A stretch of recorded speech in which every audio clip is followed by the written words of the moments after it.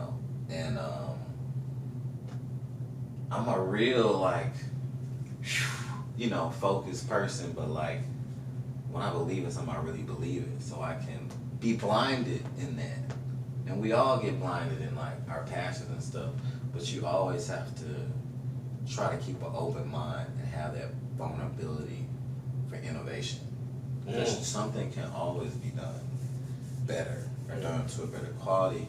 And you might have been doing something a while, but you have to know that just because you've been doing something in the length of time, it's always a better quality, or always a new way, or different perspective.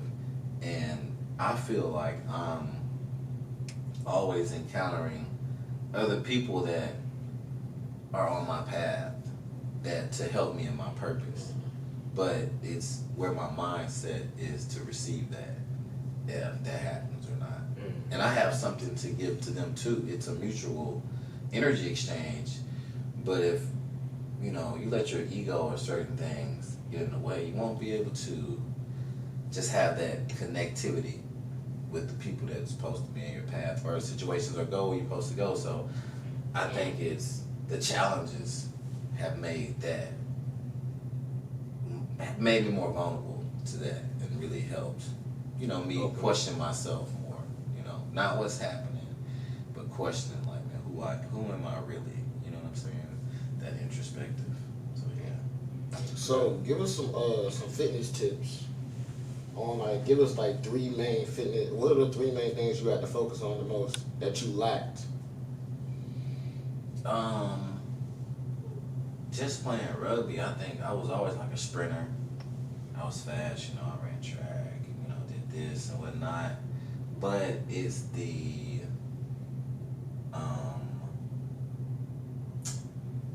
just your endurance. Like I'm fit, I can do this, but it's like just to have that fitness of I can take off and sprint. I'm not outwinded. I don't pull a hamstring. You have to just always worry about like your fitness level, your cardio health, and like just a good zone 2 cardio is where you can just talk.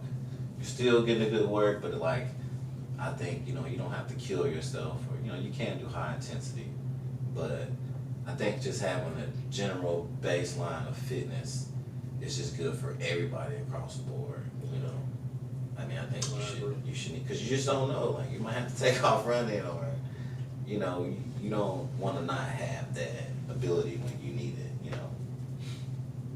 What have you taken since starting rugby? What have you taken out of your normal food cycle, I should say?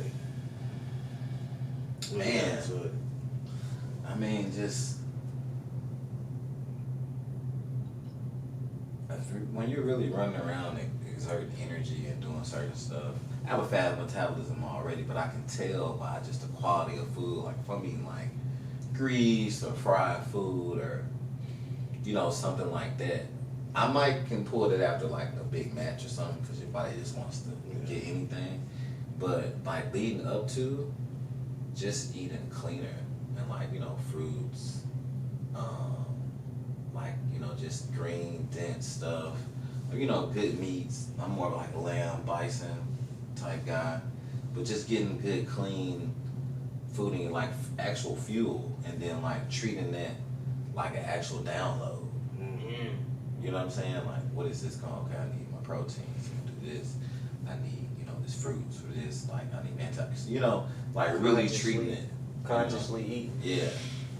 Like really doing that, and like feeling the contentment behind that, and then playing with that fuel. I feel like, that's been the biggest thing for me.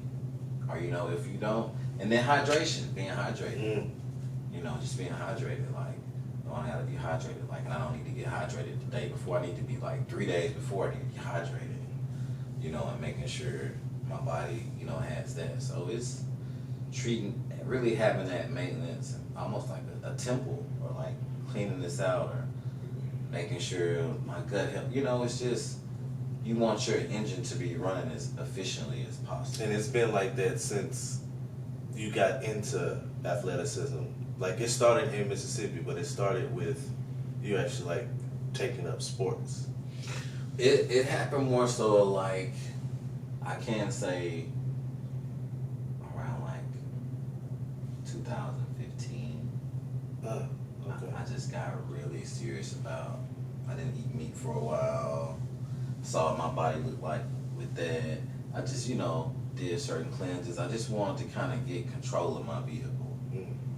And then, I just developed kind of my own way of eating and my nutrition and my philosophy about what works for me. Not necessarily what someone's telling me. It's just stuff like, I tried that, cool, this didn't work, all right, let me try this. And just being like a scientist with it. And like messing with your own chemistry set. Like, okay, I eat this and this happens.